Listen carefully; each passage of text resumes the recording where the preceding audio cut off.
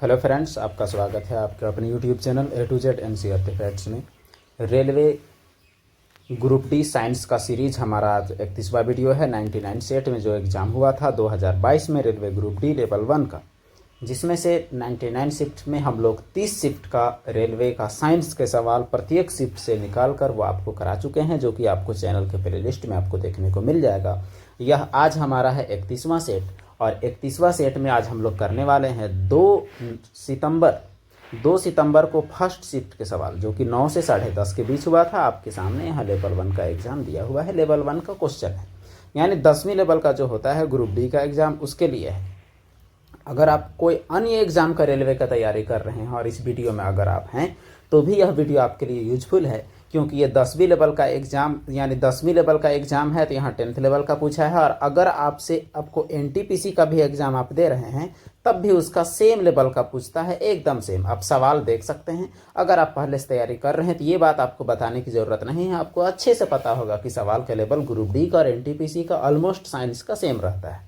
Almost क्या, group D में ही आपको ज़्यादा टफ साइंस देखने को मिलेगा, कभी कभी ऐसा होता है।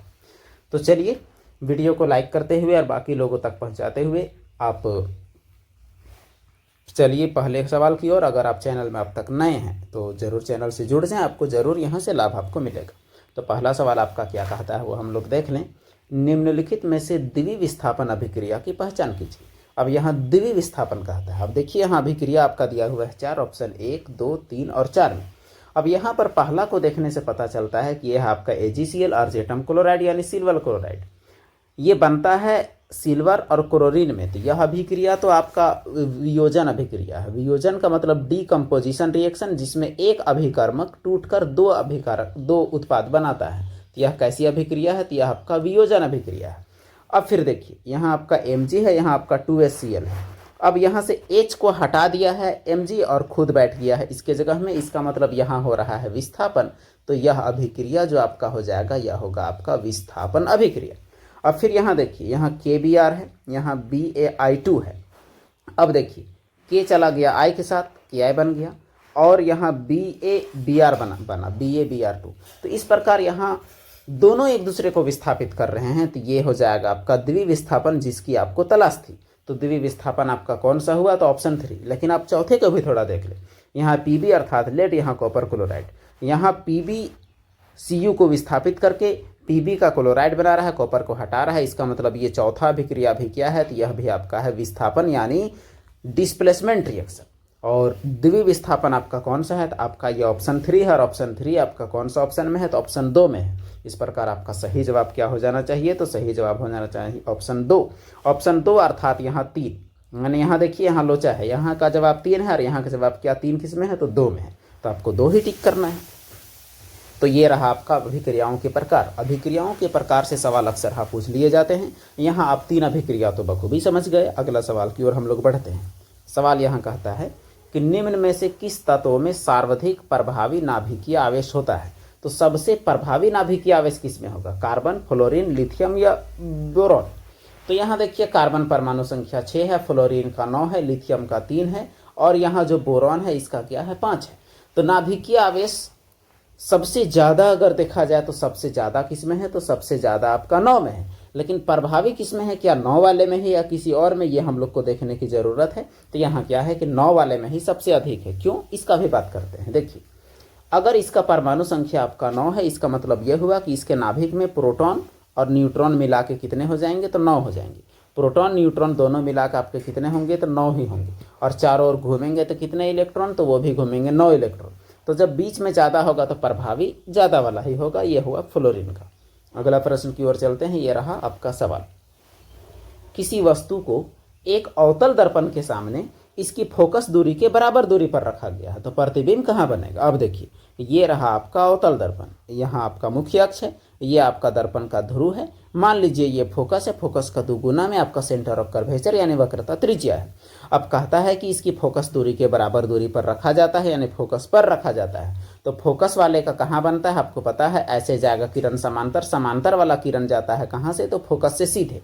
और जो किरण और जो जिस एंगल से पड़ता है यहाँ P पर उसी एंगल से भागता है इधर। अब देखिए यहाँ पर कहाँ बन रहा है, तो ये क्या कभी आगे जाके मिलेगा, तो कभी नहीं मिलेगा, इसका मतलब अनंत में बनेगा। कहाँ बनेगा, अनंत में। तो यहाँ याद रखिए, फोकस वाला अनंत, अनंत वाला फोकस, ये चीज़ याद रहेगा, आपको गलती नहीं होगा। तो आपके पास ऑप्शन है भी यहाँ अनंत, तो इसका मतलब सही जवाब आपका क्या होना चाहिए, अनंत होना चाहिए, और अनंत है भी।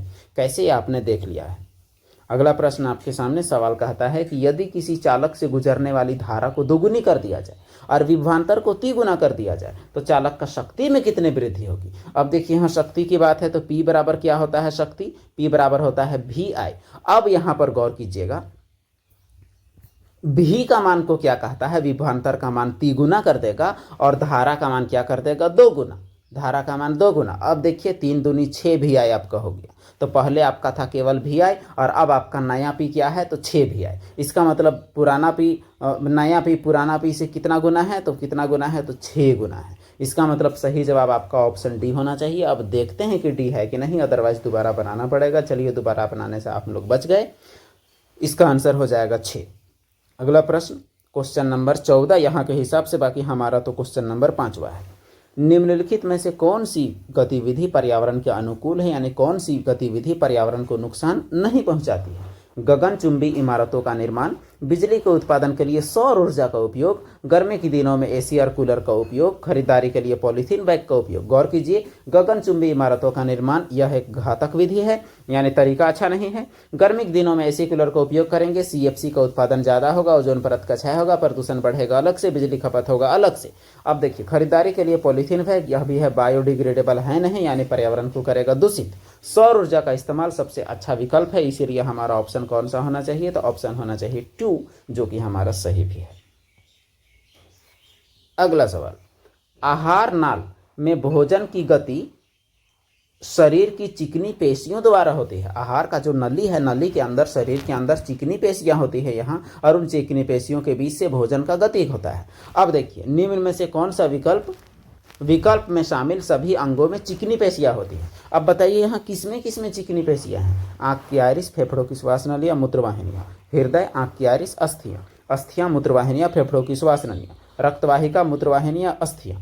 अब देखिए यहाँ ऑप्शन से काटने में आपको मदद एक चीज़ से मिला होगा, वो आपका है अस्थि। यहाँ देखिए तीनों में आपका क्या है, अस्थि। जहाँ भी अस्थि है वहाँ तो पक्का नहीं होगा, हड्डी वाला चिकना पेशी कहाँ से आएगा। इसलिए आपका ऑप्शन नंबर 1, आँख का आइरिस, फेफड़ों की श्वास नली और मूत्रवाहिनियाँ।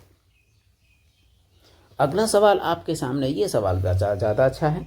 यदि 6 ओम, 9 ओम और 6 ओम के प्रतिरोधकों को समांतर क्रम में जोड़ा जाता है तो परिणामी प्रतिरोध समांतर क्रम में हम लोग कैसे जोड़ते हैं, कुछ इस प्रकार से। आपको पता होगा कि समांतर क्रम का मतलब एक दूसरे के पैरेलल होगा, इसीलिए तो इसका नाम समांतर क्रम है। अब जैसे हम लोग ऐसा करके जोड़ दिए, यहाँ से बैटरी कनेक्ट कर दिए। अब एक 6 है, एक 9 है और तीसरा 6 है, तो R जो होता है आपका 1/R बराबर क्या हो जाता है, 1/R1 प्लस 1 हो जाता है आपका R2 प्लस 1 हो जाता है R3। देखिए 1/6 प्लस 1/9 प्लस 1/6, एलसीएम आप लीजिएगा तो हो जाएगा आपका क्या, तो हो जाएगा आपका एलसीएम 18। अब देखिए 6 तिया 18, 9 दूनी 18, 6 तिया 18। अब देखिए यहाँ क्या आ रहा है, 3 2 5, 3 2 5 3 8 बटे आपका आ रहा है 18। ये हुआ 1/R का मान। तो R का मान कितना हो जाएगा, 18 बटे आपका हो जाएगा 8, यानी 2 9 18 और यहाँ 2 चौके 8 और 2 9 18। अब देखिए 9/4, 9/4 को आप हल करेंगे तो आएगा 4.25, 2.25, और 2.25 ऑप्शन में कौन सा है ये आप देख सकते हैं। 2.25 आपका ऑप्शन नंबर 4 में है। अब भाग दे के देख सकते हैं उतना आता है अथवा नहीं। अगला सवाल देखेंगे हम लोग, निम्न में से कौन सा गुणधर्म आवर्त सारणी में तत्वों की स्थिति के अधीन नहीं आता है। संयोजकता, परमाणुकार, तत्व का रंग या बाह्यतम कोश में मौजूद इलेक्ट्रॉन। देखिए संयोजकता तो स्थिति पर निर्भर है, किसी खास ग्रुप में मौजूद तत्वों की संयोजकता समान होते हैं, ये आपको पता है। इस ग्रुप का सबका समान, इस ग्रुप का समान, इस ग्रुप का समान। परमाणु आकार नीचे जाने पर बढ़ता है, इधर जाने पर घटता है, यानी स्थिति पर निर्भर करता है। तत्व का रंग बिल्कुल निर्भर नहीं करता, यानी हमारा सही जवाब यही होना चाहिए। बाह्यतम कोश में मौजूद इलेक्ट्रॉन, यह भी ग्रुप वाइज होता है, इसका मतलब तत्व का रंग उसकी स्थिति पर निर्भर बिल्कुल भी नहीं है। अगला सवाल, निम्न में से कौन सा बिंदु हमेशा लेंस के मुख्य अक्ष पर स्थित होता है। देखिए ये आपका मान के चलिए, ये आपका है कौन सा लेंस, तो उत्तल लेंस, मुख्य अक्ष आपका ये रहा। तो कौन सा बिंदु हमेशा मुख्य अक्ष पर स्थित होगा? अपवर्तन बिंदु, प्रकाशिक बिंदु, आपतन बिंदु। अब देखिए, जहां पर किरण पड़ेगा वो कहीं भी हो सकता है, परावर्तन भी कहीं से, अपवर्तन भी कहीं से भी हो सकता है। इसका मतलब ये वाला और ये वाला तो हमेशा इसमें नहीं रहेगा, लेकिन प्रकाशिक केंद्र हमेशा इसी में रहेगा। तो आपका ऑप्शन केवल 2 होना चाहिए। इसका सही जवाब क्या है वो हम लोग देख लेते हैं। सही जवाब बिल्कुल केवल 2 है। प्रकाशिक केंद्र किसे कहते हैं, एक बार आपके लिए और प्रकाशिक केंद्र की अगर हम लोग बात करेंगे तो प्रकाशिक केंद्र आपका ये होता है, जैसे आपका ये लेंस है तो लेंस में मान के चलिए कि हम लोग एक रेखा खींचते हैं, बीच से, वो होता है आपका मुख्य अक्ष, और मुख्य अक्ष में जो बिंदु बीच में होता है उसे क्या बोलते हैं? प्रकाशिक केंद्र। प्रकाशिक केंद्र वह बिंदु होता है जहां से कोई भी अपवर्तन प्रकाश का नहीं होता, जहां से प्रकाश सीधे गुजर जाता है जैसा उसका मर्जी होता है, एक लाइन में। अगला प्रश्न, क्वेश्चन नंबर 34। सवाल कहता है कि धारावाही चालक के चारों ओर चुंबकीय क्षेत्र, मान के चलिए कोई तार है, तार में धारा ऐसे बह रहा है, तो इसके चारों ओर चुंबकीय क्षेत्र आपको पता है कि इस प्रकार संरेखीय होता है, गोल गोल होता है। आप देखिए, अब यहाँ सवाल क्या पूछा है, ये सवाल को गौर करना है। दूरी के साथ बढ़ता है, दूरी के साथ घटता है, दूरी के साथ परिवर्तन नहीं होगा, दूरी के साथ स्थिर रहेगा। अब देखिए, जैसे जैसे हम लोग दूर हटेंगे चुंबक क्षेत्र का पावर घटेगा, इसका मतलब दूरी में वृद्धि के साथ क्या होगा? घटेगा। यानी ऑप्शन नंबर 2 हमारा राइट चॉइस ऑफ आंसर होगा। सही जवाब आपका आंसर 2, दूरी के साथ वृद्धि, दूरी में वृद्धि के साथ क्या होगा? कमी आएगा। अगला सवाल, कोई प्रकाश किरण वायु में रखे कांच के प्रिज्म के एक अपवर्तक पृष्ठ AB पर आपतित होती है। आपका कुछ इस प्रकार से एक प्रिज्म होता है और प्रिज्म आपका क्या है? AB है, ABC है, और पृष्ठ AB पर अपवर्तक पृष्ठ AB पर आपतित होता है और अन्य अपवर्तक पृष्ठ AC से निकल जाती है। तो प्रिज्म का आपको पता है ऐसे जाता है, फिर थोड़ा सा मुड़ता है और फिर बढ़ता है और फिर ऐसे निकलता है। 2 लेवल में अपवर्तन होता है। अब यहाँ पर देखिए, पृष्ठ AB पर अपवर्तन कोण आपतन कोण से कम होता है, तो यहाँ अपवर्तन कोण कौन होगा ये भी हम लोग देख लेते हैं, यहाँ कौन होगा ये भी हम लोग देख लेते हैं। अब यहाँ पर देखिए, यहाँ आपतन कोण, यहाँ आपतित किरण और अभिलंब के बीच का जो कोण होगा वो होगा आपका I, और ये आपका क्या हो जाएगा? तो ये होगा R। और यहाँ पर अगर हम लोग देखेंगे तो यहाँ कौन सा होगा I और कौन सा R, वो हम लोग अगर चेक करें तो पता हमारा क्या चलता है चेक करने पर, कि जो हमारा अभिलंब है, यहाँ आपका जो I जो होगा वो कौन सा होगा, और R वो भी हम लोग देख लेते हैं। यहाँ आपका R जो पड़ेगा वो आपका होगा ये वाला R, और ये वाला पड़ेगा आपका I। अब यहाँ पर बड़ा छोटा आपका पूछा है, यही आपको पता लगाना है। तो चलिए एक बार फिर हम लोग इमेज को बनाएंगे आपके समझने के लिए। अब देखिए, यहाँ आपका यहाँ दोनों सही तो कहता है, लेकिन हमें समझना है पूरा ओरिजिनल वर्जन में, एकदम आराम से समझ में आ जाएगा, कोई तरह का कोई झोल झपाटा नहीं होना चाहिए। देखिए, यहाँ आपका सीधा हिसाब, जब यहाँ से किरण जा रहा है तो उसके बाद किरण जा रहा है सघन माध्यम में, और जब सघन माध्यम से यहाँ किरण जा रहा है तो किरण जा रहा है किसमें? विरल माध्यम में। अब यहाँ पर देखिए, जब वो विरल से सघन माध्यम में जाता है और एक बार जब सघन से विरल माध्यम में जाता है, तो जब घना माध्यम में जाता है तो घना माध्यम में जाने पर अभिलंब की ओर मुड़ता है, अभिलंब की ओर मुड़ता है। इसका मतलब यह हुआ कि अपवर्तन कोण क्या होता है? कम होता है, यानी R क्या हो जाएगा? कम हो जाएगा। किससे? I से। तो पहला कंडीशन ये भी सही। और जब अभिलंब से दूर हटेगा तो आपका R जो है ये अधिक हो जाएगा, तो आपका दूसरा भी सही। देखिए, अपवर्तन कोण आपतन कोण से अधिक होता है, यहाँ प्रिज्म का गुण से नहीं बल्कि सघन और विरल का गुण से आपका ज़्यादा आसानी से बन रहा है। इसका मतलब दोनों आपका क्या है? दोनों आपका सही है। देखिए, पहला कंडीशन में आपका कौन बड़ा? तो पहला कंडीशन में आपका I बड़ा, दूसरा कंडीशन में R बड़ा। अगला सवाल, क्वेश्चन नंबर 52। सवाल कहता है कि निम्न कथनों में से कौन सही है? अजैव निम्नीकरणीय पदार्थ पारिस्थितिक तंत्र के विभिन्न घटकों की सहायता करते हैं। जैव निम्नीकरणीय पदार्थ पर्यावरण में लंबे समय तक बने रहते हैं। एंजाइम जीवाणु और मृत जीवी जैव निम्नीकरणीय पदार्थों पर क्रिया करते हैं, उन्हें अपघटित करते हैं। अजैव निम्नीकरणीय पदार्थ ऊष्मा और दाब जैसी क्रियाओं द्वारा अपघटित नहीं हो सकते हैं। देखिए, ये सवाल में सीधा है, 4 ऑप्शन पढ़ते पढ़ते आपको आंसर दिख गया होगा। एंजाइम जीवाणु और मृत जीवी जैव निम्नीकरणीय पदार्थ पर क्रिया करते हैं और तोड़ते हैं। अब पहला को गलत साबित करते हैं। जो पदार्थ अजैव निम्नीकरणीय है वो पारिस्थितिक तंत्र को मदद कैसे करेगा? बिल्कुल नहीं करेगा। जो पदार्थ जैव निम्नीकरणीय है वो पर्यावरण में लंबे समय तक क्यों बने रहेगा? एंजाइम से वो सड़ेगा लेगा ना। अजय निम्नीकरणीय पदार्थ ऊष्मा दाब से प्रभावित होता है, यहाँ लिखता है घटित नहीं होता है, तो भी गलत है, यानी ऑप्शन सी केवल सही है। अगला सवाल, निम्नलिखित में से कौन सा प्लास्टर ऑफ पेरिस का उपयोग नहीं है? कांच और साबुन का कागज के निर्माण में, टूटी हुई हड्डियों को सहारा देने में, ये तो उपयोग है। खिलौने और सजावटी सामानों को बनाने में, चिकना करने में, ये भी है। वायु रोधन व्यवस्था की आवश्यकता वाली रसायन विज्ञान प्रयोगशालाओं में उपकरण में वायु अंतरालों को सील करने के लिए, ये भी है। तो आपका जो पहला जो है ये इस्तेमाल इसका बिल्कुल नहीं है, यानी केवल एक इसका सही जवाब होना चाहिए। चलिए मिला लेते हैं, बिल्कुल सही आपका केवल एक। प्लास्टर ऑफ पेरिस जो होता है आपका, वो आपका होता है CaSO4 हाफ H2O। ये हड्डी का डॉक्टर इसका इस्तेमाल करता है, खिलौने बनाने में इस्तेमाल होता है, कोई बोतल को टाइट कर सकते हैं आराम से, लेकिन कांच बनाने में इसका कोई यूज नहीं होता है। अगला सवाल, मेंडल के प्रयोग में F1 पीढ़ी में जब पौधे स्वपरागित थे, यानी सेल्फ क्रॉस किया हुआ था, तो जीन रूपी अनुपात क्या था उस दौरान? 1-2-3, 3-2-1, 1-2-1 या 2-2-1? तो इसका सही जवाब क्या होगा? इसका सही जवाब आपका हो जाएगा 1-2-1। तो इसे समझने के लिए हम लोग आपको चलिए एक डायग्राम में ले चलते हैं। तो चलिए इसका डायग्राम हम लोग बनाते हैं आराम से। तो इसे बनाने के लिए हम लोग अच्छा कलर ले लेते हैं अलग। मान के चलिए जो मेंडल जो क्रॉस कराया F1 पीढ़ी में, वो कैसे कराया उसको बात को पकड़िए। शुरू में क्या किया कि लंबा और बौना पौधा मिला के एक जाइगोट बनाया, ऐसा TT, और इसी को सेल्फ क्रॉस कराया। इसमें ध्यान रहे ये लंबेपन का गुण बड़ा T और बौनेपन का गुण छोटा T। इन दोनों को क्रॉस कराने पर क्या उसको ने पाया? तो क्रॉस कराने पर पाया बड़ा T वाला 2 ठो, बड़ा T छोटा T, बड़ा T छोटा T और छोटा T छोटा T। ये कैसे, ये भी आपको समझाने के लिए चलिए प्रयास करते हैं। यहाँ आपका TT हो जाएगा, यहाँ आपका हो जाएगा TT। और उसके बाद जब आप इसे अगर आप गुना करेंगे तो इसको आप 2 बार आपस में ही आप गुना करिए।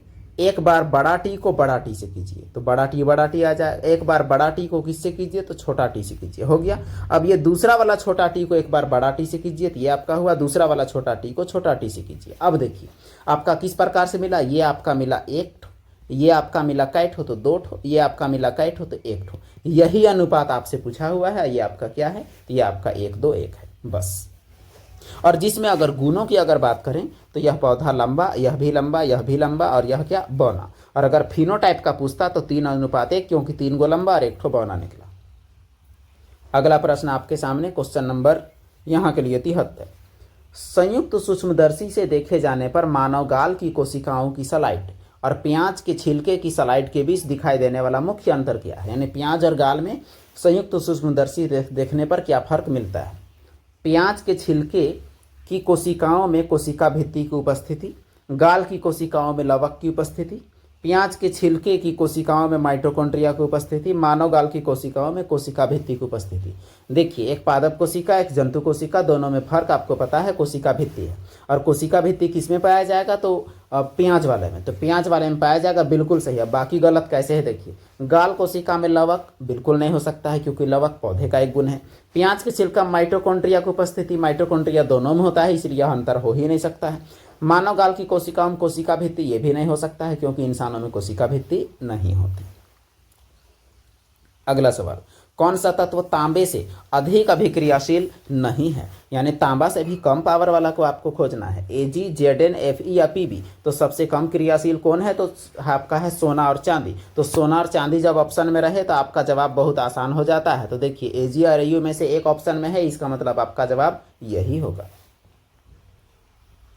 अगला सवाल कहता है निम्न में से कौन साइक्लोहेक्सेन का सूत्र है? अब देखिए साइक्लोहेक्सेन का आपके पास सूत्र दिया हुआ है, एक C6H12, C6H14, C6H10 और C6H6। अब देखिए इसमें कैसे कैसे साइक्लोहेक्सेन कैसे लिखाता है वो हम लोग देखते हैं, फिर आराम से हमारा हो जाएगा। चलिए C आपका कितना हो जाएगा? तो C आपका 6 हो जाएगा। तो चलिए 6 रख लिए। अब उसके बाद सबके बीच कैसा बंधन बनेगा? तो सबके बीच सिंगल बॉन्ड बनेगा। चलिए ये भी हम लोग बना लेते हैं, क्योंकि साइक्लो है यानी एक चक्कर लगाएगा, हेक्सेन है अर्थात सिंगल बॉन्ड है। अब यहाँ पर देखिए एक कार्बन जो है एक कार्बन का 2 बॉन्ड बन चुका है, इसका मतलब कितना हाइड्रोजन जुड़ेगा? तो प्रत्येक में 2-2 जुड़ेगा। तो चलिए प्रत्येक में हम लोग कितना जोड़ देते हैं? तो 2-2 जोड़ देते हैं। तो 2-2 जोड़ने के बाद क्या बचता है? वही हमारा डेस्टिनी तय करेगा इस सवाल के लिए। अब देखिए सी हमारा कितना है, तो सी हमारा है 6 ठो। एच हमारा कितना है, तो एच हमारा है 12 ठो। इसका मतलब सी 6 एच 12 हमारा जवाब होना चाहिए। मिलाते हैं, बिल्कुल सही जवाब है सी 6 एच 12। यही है हमारा साइक्लोहेक्सेन का सूत्र। अगला प्रश्न की ओर चलते हैं। ये रहा क्वेश्चन नंबर 18। सवाल कहता है कि 10 ओम, 15 ओम, 30 ओम के 3 प्रतिरोध को समांतर क्रम में जोड़ा है। प्रतिरोध आपको निकालना है। इसका क्या होता है, 1/r बराबर 1/r1। फोटो बनाने की यहाँ नीड नहीं है, ऊपर ही बना चुके हैं। 1/r2 और 1/r3। अब इसे आप जब कीजिएगा हल तो क्या हो जाएगा, 1 बटे आपका हो जाएगा 10, 1 बटे हो जाएगा आपका 15 और 1 बटे हो जाएगा आपका 30। एलसीएम लीजिएगा तो आपका हो जाएगा 30। 10 या 30, 15 दूनी 30, 30 एका 30। अब देखिए आपका 1/r बराबर 3 और 2 5 और 1 6 बटे कितना हो गया 30। तो 6 का 6, 6 बचे 30, यानी आर का मान नीचे नीचे क्या आया 5 ओम। तो 5 ओम आप ऑप्शन में तलाशिए है कि नहीं, तो बिल्कुल 5 ओम आपको नजर आ रहा होगा। वही होगा आपका जवाब, जो कि ऑलमोस्ट कितना है, एग्जैक्ट एकदम 5 ओम है। अगला सवाल, जन्म नियंत्रण की शल्यक्रिया विधियों के संबंध में कौन सा कथन गलत है। पुरुष में शुक्रवाहिकाओं और महिलाओं में अंडवाहिनियों को अवरुद्ध कर दिया जाता है। ये अधिक प्रभावी विधियां नहीं हैं। ये युग्मक परिवहन को अवरुद्ध करते हैं और निषेचन को रोकते हैं। इन्हें बांध्यकरण प्रक्रिया भी कहा जाता है। अब देखिए इसमें से गलत कौन है, तो गलत कौन है, जो कहता है ये अधिक प्रभावी नहीं है। सबसे प्रभावी तो वही है जिसे नसबंदी कहा जाता है। अगला सवाल, यह बांध्यकरण। अगला सवाल देखिए, ये सवाल शायद कम से कम 8-10 बार आया ही होगा एग्जाम में। फ्लेमिंग के बाएं हाथ के नियम में अंगूठे और मध्यमा के बीच का कोण क्या होता है, दायां हाथ का रहे या बायां हाथ का रहे। जब भी आपका एंगल पूछे आपका जवाब एक ही होना चाहिए, जो आपका क्या होगा 90, क्योंकि नियम में ही है कि तीनों अंगुलियों को इस प्रकार फैलाइए कि आपसी कोण कितना का बने, 90 का बने, तभी ये नियम काम करेगा। चलिए एक बार ये नियम को आप लोग जान ले। एक बार फ्लेमिंग के बाएं हाथ के नियम का आप लोग जाने। तो फ्लेमिंग का जो बाएं हाथ का नियम है वो किस में काम करता है, तो वो काम करता है विद्युत मोटर में। अब देखिए इसमें 3 चीज आपका है। एक आपका हो जाता है अंगूठा, एक आपका है तर्जनी और एक आपका है मध्यमा। अब देखिए एक नियम आपका कौन सा हो जाएगा, तो एक नियम आपका हो जाएगा दाएं हाथ का और एक नियम बाएं हाथ का। तो चलिए दोनों को हम लोग आराम से देखते चले। एक आएगा दाएं हाथ का और एक आएगा किसका, तो बाएं हाथ का। तो चलिए यहाँ हम लोग लिखते हैं बाएं हाथ वाला और यहाँ लिखते हैं दाएं हाथ वाला, ताकि आपका कॉन्सेप्ट ही अभी क्लियर हो जाए। एक आपका जो बाएं हाथ का है वो किस में काम करेगा, मोटर में, और एक काम करेगा किस में, तो एक काम करेगा आपका जनरेटर में। तो चलिए वो भी हम लोग देख ले, एक काम करेगा जनित्र में। अब देखिए यहाँ फर्क क्या है। जनित्र में क्या होता है, हम लोग बल लगाते हैं। तो बल लगाएंगे, सबसे ज्यादा बल तीनों अंगुली में किस में है, तो तीनों अंगुली में अंगूठा में है। कोई दिक्कत इसमें नहीं होना चाहिए। अब देखिए मध्यमा आपका हमेशा डिनोट करेगा किसको, तो धारा को। धारा ज़्यादा लंबा बहता है और मध्यमा का लंबा, यानी तीनों अंगुली में सबसे लंबा कौन है, तो सबसे लंबा मध्यमा है। तो सबसे लंबा वाला को धारा ले लीजिए, सबसे पावरफुल वाला को बल ले लीजिए, और बल लगाइएगा तो गति होगा। इसका मतलब बाएं हाथ वाला में गति या बल, जो भी कहिए आप। अब देखिए तर्जनी हमेशा आपका होगा चुंबकीय क्षेत्र। तर्जनी क्या होगा, तो दोनों कंडीशन में चुंबकीय क्षेत्र होगा। अब होता क्या है कि जब हम लोग मोटर में क्या करते हैं, धारा हम लोग देते हैं, धारा क्या करते हैं, देते हैं, और गति मिलता है, यानी मोटर चलता है। अब देखिए जनित्र में क्या होता है, बल हम लोग लगाते हैं और धारा हमें मिलता है, यही फर्क है। तो इसीलिए जो धारा आपका होता है वो आपका कौन सा होता है, तो वो आपका प्रेरित धारा होता है, किसमें, दाएं हाथ का नियम में। तो ये अगर चार्ट अगर आप अच्छे तरीके से अगर जानते हैं तो बहुत आसानी से आप इससे सवाल आपका कम से कम, जो चार्ट बनाया हुआ है इससे कम से कम 10 क्वेश्चन आपका बन सकता है। अगला सवाल, नीचे दिए गए कथनों पर विचार कीजिए, सही उत्तर का चयन कीजिए। कथन 1, अधिकांश कार्बन यौगिक विद्युत के सुचालक होते हैं। कथन 2, कार्बन यौगिकों में अणुओं के बीच आकर्षण बल अधिक प्रबल नहीं होता। अब देखिए यही कहानी, दोनों में से दोनों सही दोनों गलत, कौन सही कौन गलत, तो जवाब बहुत आसान से आपका जाएगा। कैसे, ये देखिए, कार्बन यौगिक विद्युत का कुचालक होता है, यानी चालक आपका नहीं होता। ये जो आपका लिखा है यही आपका गलत है। बाकी आकर्षण बल प्रबल नहीं होता, ये आपका बिल्कुल सही है, यानी कथन 2 सही है, कथन 1 गलत है। कार्बनिक यौगिकों में केवल ग्रेफाइट विद्युत का चालन करता है। अगला सवाल, इनमें से कौन सा जीव परजीवी पोषक युक्ति को दर्शाता है, अमीबा, यीस्ट, मशरूम या अमरबेल। तो आपको पता होगा लोकल लैंग्वेज में जिसे सिंधवार बोलते हैं, सिंधवार में जो अमरबेल पीला पीला आपका धागे जैसा जो रहता है वो अमरबेल होता है, वो परजीवी है। दूसरा कोई का खावल पियल में पोसाता है। एक लाइन।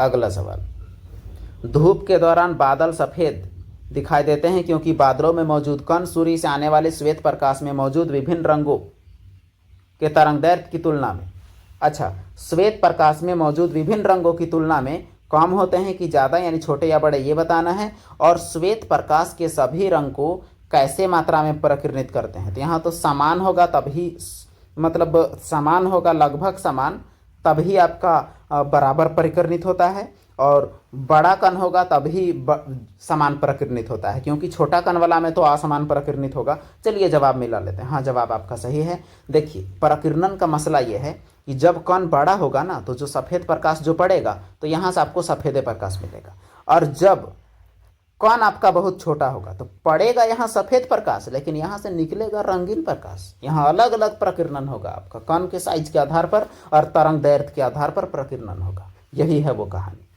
तो बादलों का रंग सफ़ेद क्यों है? क्योंकि कोई कण बड़ा बड़ा होता है तो असमान, यानी समान मात्रा में लगभग आपका प्रकीर्णन होगा, यानी प्रकीर्णन सब रंग का अलग अलग नहीं होगा। अगला सवाल, हालांकि ये सवाल में फोटो देख के, हालांकि रिविजिबल है, कोई दिक्कत नहीं है।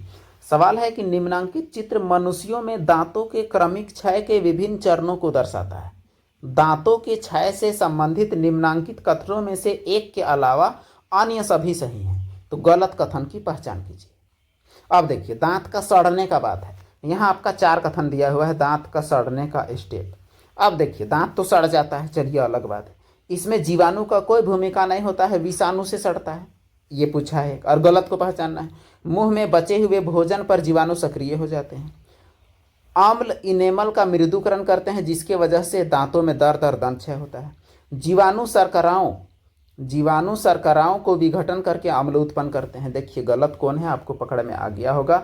यहाँ कहता है वायरस से दांत सड़ता है, बिल्कुल नहीं, जीवाणु से सड़ता है। और मुंह में जो बचा हुआ खाना जो होता है वह जीवाणु को एक्टिव करता है, यानी इसीलिए खा के हम लोग को दांतुन ब्रश करना चाहिए।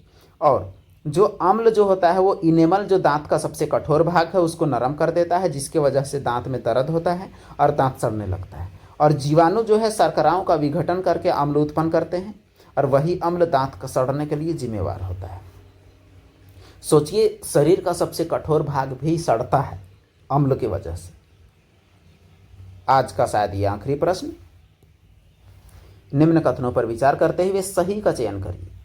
अभिक्रियाशीलता श्रेणी में सबसे ऊपर स्थित धातुएं अत्यधिक अभिक्रियाशील होती हैं, बिल्कुल सही। ऊपर में आपका पोटेशियम और सोडियम है सबसे अधिक क्रियाशील, नीचे में आपका क्या है, तो चांदी और सोना है सबसे कम अभिक्रियाशील। और अभिक्रियाशीलता श्रेणी में सबसे ऊपर स्थित धातुएं उनके यौगिकों में वैद्युत अपघटनी अपचयन द्वारा प्राप्त की जा सकती है। अब देखिए, दूसरा कथन आपका डिसाइड करेगा। पहला तो बिल्कुल सही, दूसरा भी आपका सही। ऊपर के धातुओं को वैद्युत अपघटनी अपचयन द्वारा आसानी से प्राप्त किया जा सकता है, जैसे सोडियम और पोटेशियम को प्राप्त किया जा सकता है। जैसे ये वैद्युत अपघटनी का मतलब है कि मान के चलिए आपका क्या है, तो NaCl, तो NaCl से Na+ और Cl- निकालने के लिए वैद्युत अपघटन का प्रयोग किया जाता है। ये बात पूछा गया था। तो चलिए, आपका ये आखिरी सवाल था। आपका 25 क्वेश्चन आपका कंप्लीट हुआ। यहाँ 25 क्वेश्चन देख के आपको कैसा लगा? कोई डाउट हो तो आप कमेंट सेक्शन में ज़रूर पूछें, और अगर वीडियो अच्छा लगा हो तो भी आप बताएं, बाकी लोगों तक पहुँचाएं। फिर मिलते हैं हम लोग अगले वीडियो में एक नए टॉपिक या नए सेट के साथ।